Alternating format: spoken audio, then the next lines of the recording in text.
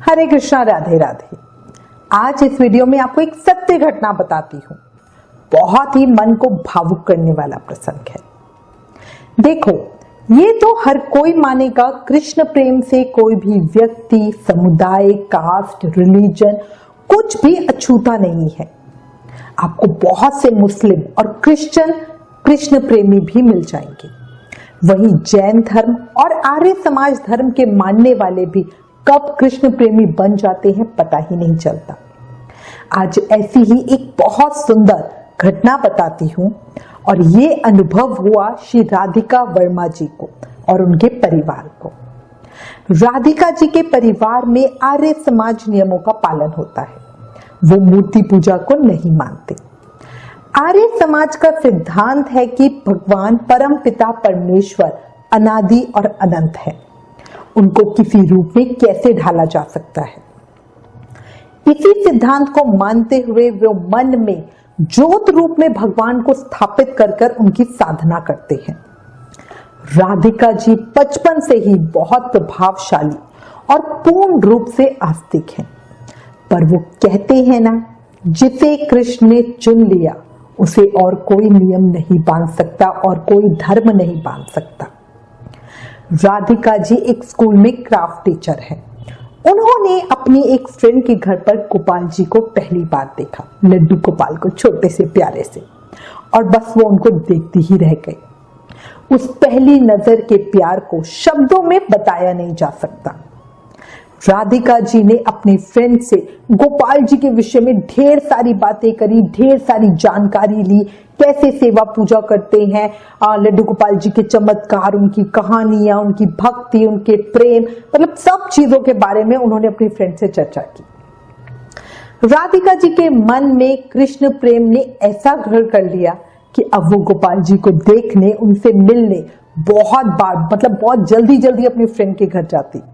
उनके मन में बहुत इच्छा थी कि वो खुद भी गोपाल जी की सेवा करें, पर ये उनके परिवार में होना इम्पॉसिबल था।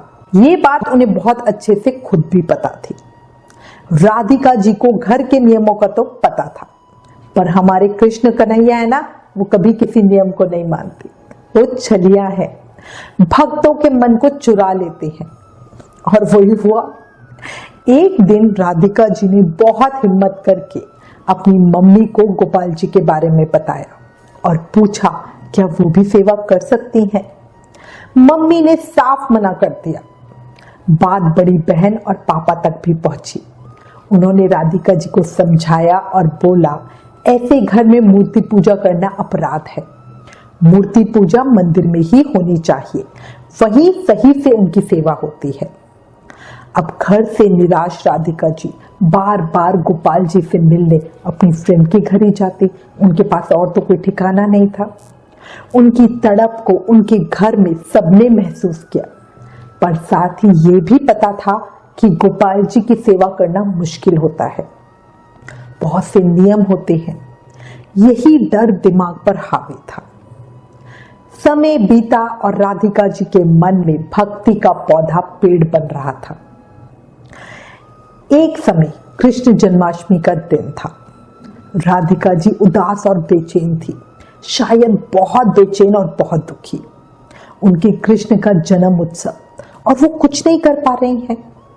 हमारे कृष्ण, वो तो छलिया है ना, वो तो सब देखते हैं।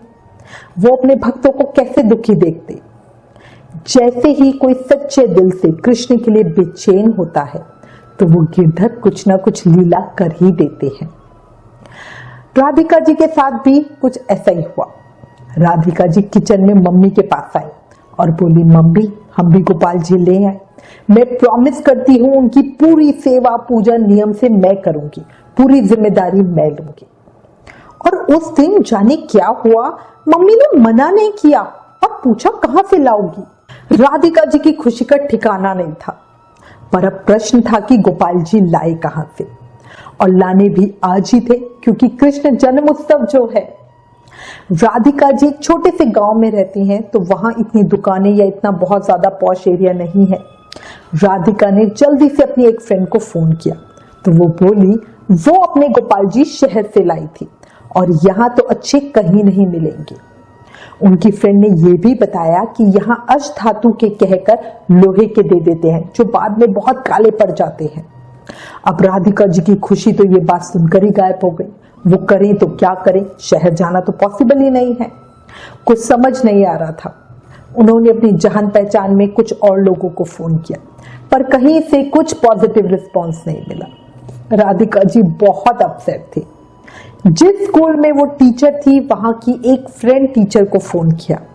उनके पास भी गोपाल जी की सेवा थी। वो टीचर बोली अभी कुछ समय पहले प्रिंसिपल मैम शहर से एक गोपाल जी लाई थी स्कूल में स्थापित करने के लिए, पर पंडित जी ने साफ मना कर दिया कि स्कूल में सेवा नहीं हो सकती। इसलिए प्रिंसिपल मैम किसी और को उन गोपाल जी की सेवा देना चाहती हैं। तो उनकी फ्रेंड ने सजेस्ट किया कि तुम एक बार प्रिंसिपल मैम से बात करके देख लो, अगर अभी तक उन्होंने सेवा नहीं दी होगी तो शायद तुम्हें मिल सकती है। अब वो कहते हैं ना कि तूफान में भी एक दिए की वो बहुत होती है, तो राधिका जी भी ये सुनकर बहुत एक्साइटेड हो गई। उन्होंने जल्दी से प्रिंसिपल मैम को फोन किया। प्रिंसिपल मैम से बात की, अपना भाव अपना प्रेम बताया। प्रिंसिपल मैम राधिका जी का भाव सुनकर बहुत खुशी हुई। उन्होंने राधिका जी को खुशी खुशी गोपाल जी दिए। राधिका जी जल्दी से प्रिंसिपल मैम के घर गई और गोपाल जी अपने घर ले आए और उत्सव की तैयारियां करने लगी। उनकी जिंदगी का ये सबसे अच्छा दिन था। उनके मन की इतनी बड़ी जो इम्पॉसिबल बात थी वो इच्छा पूरी हो गई। पर कहीं ना कहीं मन में एक डर भी था कि पापा जब ऑफिस से आएंगे तब बहुत डांट पड़ेगी, बहुत गुस्सा करेंगे। उनकी बहन और उनका भाई उन्हें बार बार डरा भी रहे थे, पर राधिका जी का भाव अडिग था। वो सोच रही थी पापा कितना भी डांटे मैं सब सह लूंगी, अपने गोपाल जी के लिए मैं इतना तो कर ही सकती हूँ। पापा शाम को ऑफिस से आए। घर को सजा हुआ देखकर, गोपाल जी को विराजित देखकर बहुत हैरान हुए। राधिका जी से बोले बेटा इनकी सेवा बहुत मुश्किल होती है। राधिका जी ने थोड़े कॉन्फिडेंस के साथ, पूरे भाव के साथ कहा पापा मैं सब करूंगी। और इसके बाद पापा कुछ नहीं बोले।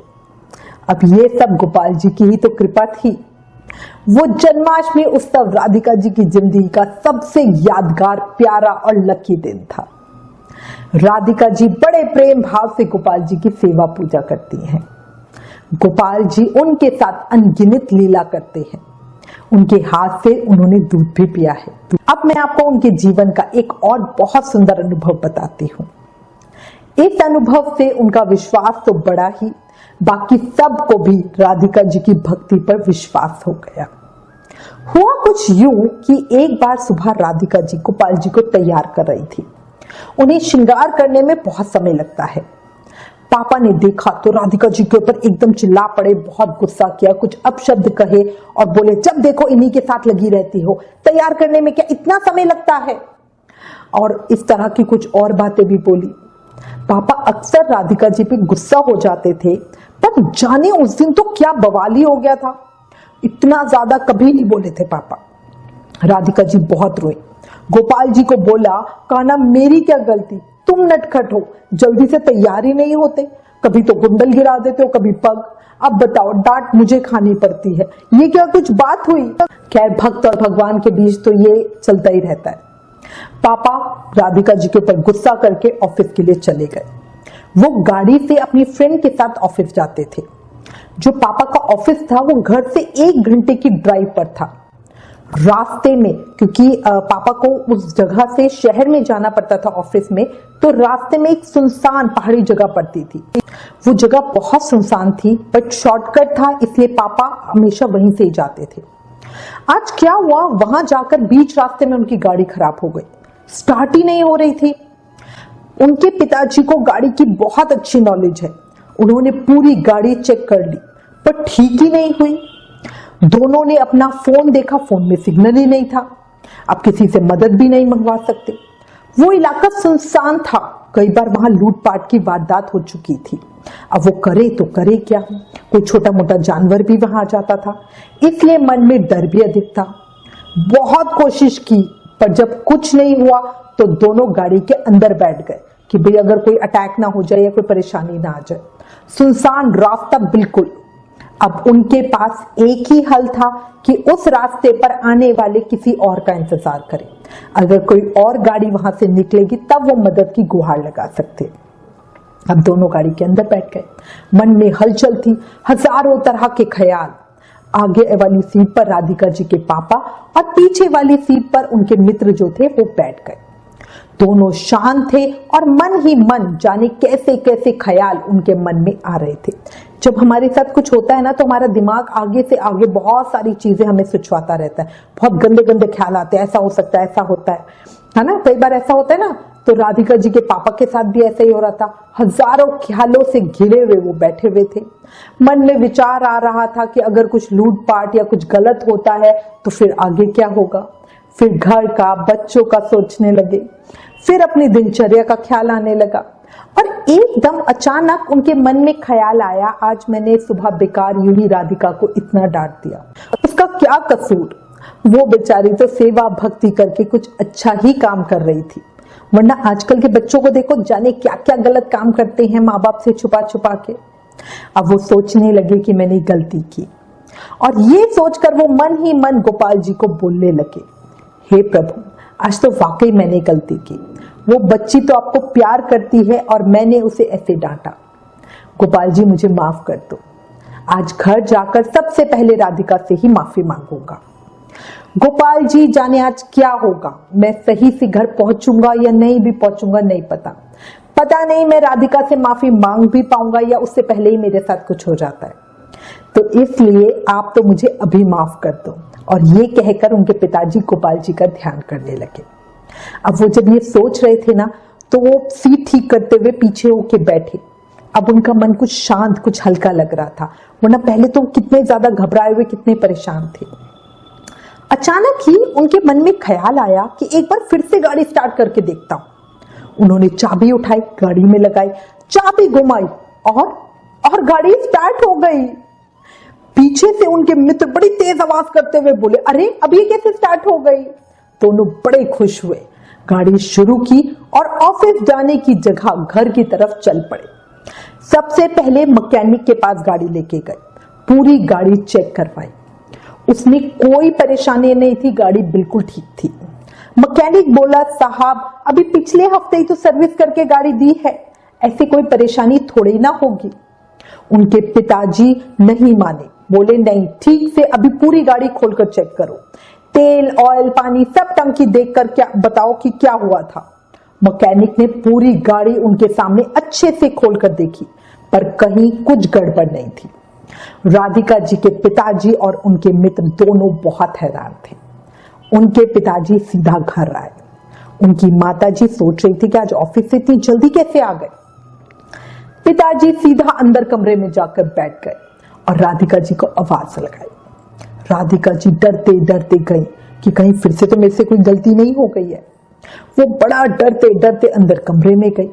उनके पिताजी बहुत अपसेट लग रहे थे। राधिका जी ने पूछा, क्या हुआ पापा। उनके पिताजी बोले, बेटा मुझे माफ कर दो, तू तो प्रेम और निश्चल भाव से सेवा कर रही थी, मैंने तुझे यूं ही बेकार में डांटा। आज तेरे गोपाल जी की शक्ति भी मैंने देख ली, वो भी गुस्सा हो गए थे मुझसे जब मैंने तुझे गुस्सा किया। आज तुझे बेकार में गुस्सा करने की सजा तेरे गोपाल जी ने मुझे दी, पर जब मैंने माफी मांगी तो वो मान भी गए। बहुत प्यारे हैं तेरे लड्डू। राधिका जी को कुछ समझ नहीं आ रहा था कि पापा कह क्या रहे हैं, आखिर बात क्या है। बहुत देर तक उनके पिताजी कुछ ऐसे ही अलग अलग बातें बोलते रहे। थोड़ी देर बाद जब उनका आवेग शांत हुआ तब उन्होंने सबको सारी बात बताई, शुरू से लेकर आखिरी तक। कैसे अभी सर्विस हुई गाड़ी बीच जंगल में अपने आप बंद हो गई, फोन के सिग्नल रुक गए, कोई वहां से इतनी देर में नहीं गुजरा, और कैसे माफी मांगते ही गाड़ी अपने आप चालू हो गई। जिसने भी ये घटना सुनी वो गोपाल जी के सामने नतमस्तक हो गए। सच ही है, हमारे गोपाल जी की लीला गोपाल जी ही जाने, और कोई क्या समझेगा। राधिका जी के साथ ऐसी बहुत सी घटनाएं हुई हैं जिसमें उन्होंने कान्हा जी को साक्षात अनुभव किया है। कान्हा जी ने उनका जीवन पूर्ण किया, अपना प्रेम, अपना साथ उनको दिया, अपनी कृपा उनको दी। बोला कृष्ण कन्हैया लाल की जय, मोर मुकुट बंसी वाले की जय। कान्हा जी के श्री चरणों में प्रार्थना है ऐसे ही अपना अनुभव अपने हर एक भक्त को करवाएं। दुनिया तेजी से कलयुग की तरफ बढ़ रही है। कान्हा जी ही है जो हमें संभाले हुए हैं। किसी ने क्या खूब कहा है, दुनिया वालों ने कोशिश बहुत की हमें रुलाने की, मगर मेरे बांके बिहारी ने जिम्मेदारी उठा रखी है हमें हंसाने की। क्यों सही कहा ना? याद रखो, जब कान्हा जी है साथ तो फिर डरने की नहीं कोई बात। मेरे कान्हा कहते हैं, मत सोच कि तेरा सपना क्यों पूरा नहीं होता। हिम्मत वालों का इरादा कभी अधूरा नहीं होता। जिस इंसान के कर्म अच्छे होते हैं उसके जीवन में कभी कोई अंधेरा नहीं होता। बोलो बांके बिहारी लाल की जय, मोर मुकुट बंसी वाले की जय, भक्त और भगवान की जय। भक्त की आस्था और भगवान की कृपा की ये सत्य घटना अगर आपको पसंद आई, दिल को छुई, आंखें नम हुई, रोंगटे खड़े हुए, तो कमेंट करके एक जोरदार जयकारा जरूर लगाना। वृंदावन बिहारी लाल की जय, हमारे कृष्ण कन्हैया लाल की जय। इस वीडियो को शेयर करना भूलना नहीं, तभी तो भक्ति सब तक पहुंचेगी, सबका विश्वास मजबूत होगा। Please like, share and subscribe. Thank you. Hare Krishna.